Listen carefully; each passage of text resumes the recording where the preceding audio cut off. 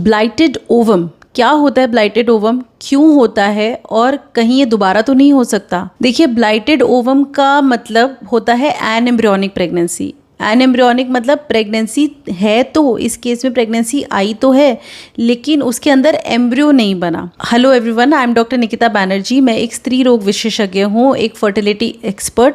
और ब्लाइटेड ओवम जैसी जो समस्या है वो उससे जो जूझ रहे हैं पेशेंट्स, वो कई पेशेंट्स मेरे पास अक्सर रेफ़र होते हैं।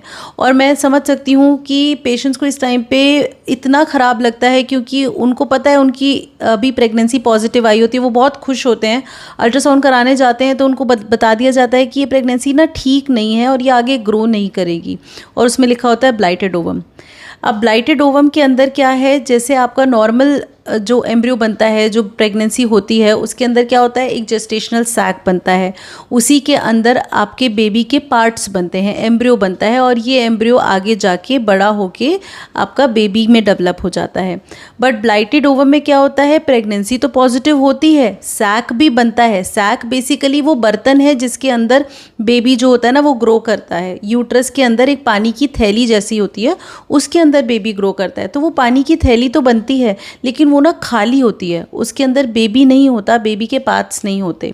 अब क्योंकि बेबी के पार्ट्स ही नहीं है इसलिए वो ग्रो ही नहीं करेगा, तो ये हो जाता है फर्स्ट ट्राइमेस्टर में मिसकैरेज। ये one of the most common causes है फर्स्ट ट्राइमेस्टर के मिसकैरेज में। शुरुआती जो 1.5-2 महीने में जो प्रेगनेंसी खराब हो जाती है वो है। अब ये क्यों होता है? ज़्यादातर केसेस में बच्चे के अंदर, मतलब ये जो प्रेगनेंसी बनी है इसके अंदर क्रोमोसोमल डिफेक्ट होता है, मतलब कुछ अंदर जेनेटिक प्रॉब्लम होती है जिसकी वजह से ये प्रेगनेंसी आगे ग्रो नहीं करती है।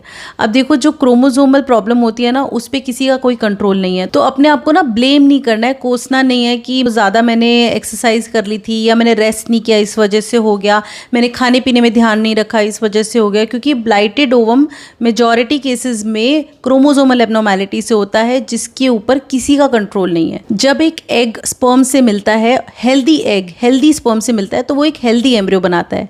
अगर मान लो किसी वजह से जो एग और स्पर्म है वो पुअर क्वालिटी का है या उन्होंने मिलके पुअर क्वालिटी का एम्ब्रियो बनाया है, तो ये कुदरत का एक तरीके से बचाने का तरीका है कि ये जो बच्चा है ये ठीक नहीं है, इसको आगे नहीं ग्रो होने देना।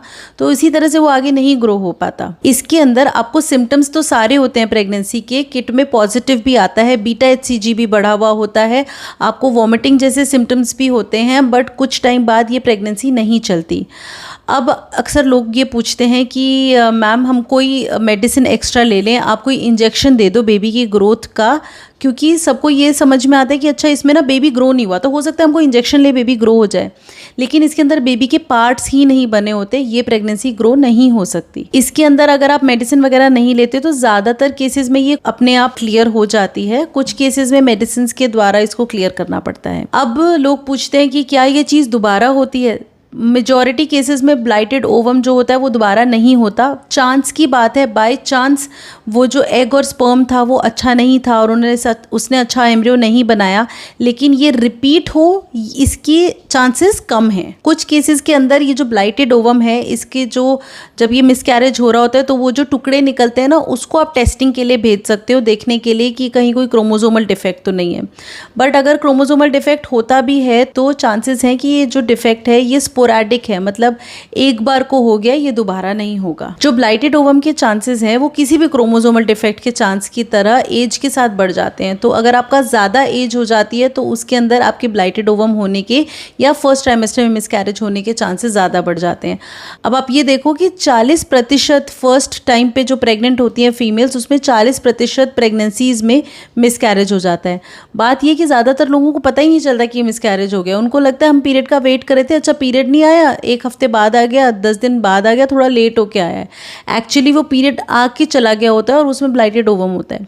तो ये कॉमन है और ये दोबारा होने के चांसेस थोड़े कम है। बट ये चीज़ इंपॉर्टेंट है कि अगर आपको मिसकैरेज हुआ है तो अगली बार दोबारा प्रेग्नेंट होने से पहले आप सारे चेकअप कराओ, आप अपने गायनेकोलॉजिस्ट से, फर्टिलिटी स्पेशलिस्ट से मिलो कि ये मिसकैरेज क्यों हुआ, ताकि कोई ऐसी चीज़ ना मिस हो जिससे रेकरेंट मिसकैरेज, मतलब दोबारा ये चीज़ रिपीट होने के चांसेस ना हो। कोशिश करो कि अगली प्रेगनेंसी आपकी वेल प्लान प्रेगनेंसी हो। अगर आपको ये वीडियो अच्छी लगी और आप चाहते हैं कि हम ऐसी ही वीडियोस आगे बनाते रहें तो आप इस चैनल को सब्सक्राइब कर सकते हैं और इस वीडियो को लाइक कर सकते हैं। Wish you good luck in your fertility journey.